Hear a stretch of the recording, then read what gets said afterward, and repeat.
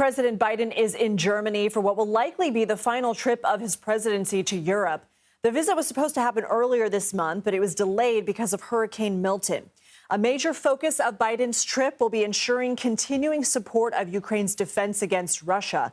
The president will meet with the leaders of France and the UK, as well as Germany, which has been one of the biggest suppliers of military aid for Ukraine in the past 2.5 years, second only to the U.S. CBS News White House reporter Willie James Inman is traveling with the president in Berlin. Willie, good evening. We'll get back to what he's accomplishing in Germany. But first, what else is the president saying in reaction to the news of the killing of the leader of Hamas?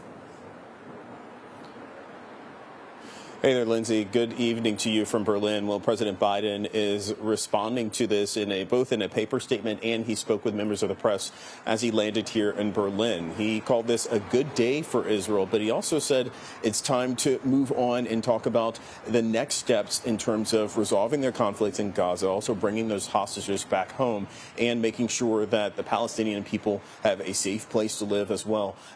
And the president talking about this issue, the issue of Sinwar's death, really equated it to what happened years ago when he was serving as vice president under then President Obama, when President Obama ordered the killing of Osama bin Laden. This is the equivalent of Osama bin Laden for the Israelis, as you pointed out, and President Biden talked about that in his statement earlier today. Now, he also mentioned that he will be sending Secretary of State Antony Blinken to the region. He also expressed optimism. He said he's hopeful that this will bring about not only a ceasefire, but that the hostages will also come back home as well. But time remains. It remains to be seen, I should say, in terms of if that will happen, because as you pointed out, it's really just up to Hamas as to how they move forward, how they decide to move forward in this instance in terms of de-escalating the situation. Lindsay.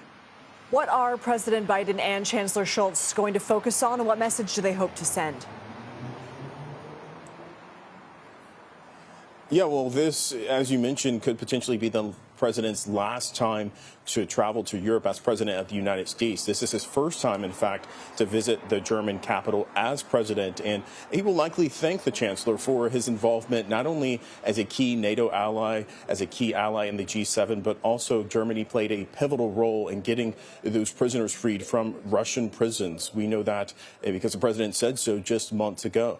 And he will likely touch on the situation in Ukraine, bringing about those European allies, the key allies of Germany, France, the UK, to talk about the path forward. Some $50 billion in assistance, a loan that is set to go to the Ukrainians, is really tied up in red tape because that loan would be backed by seized Russian assets that multiple countries are holding onto. So the Europeans are really just trying to figure out how can they legally do this. Also talking about the path forward in the Middle East, that will certainly be a conversation. But one of the key focuses here is on Ukraine and that path forward. As you mentioned, that meeting that was supposed to happen last week with dozens of other nations, with a group that supports Ukraine, that is no longer happening. But you have the smaller scale meeting, and they're going to have that much larger meeting with many countries that assist Ukraine next month. But that will be virtual and not in person, Lindsay.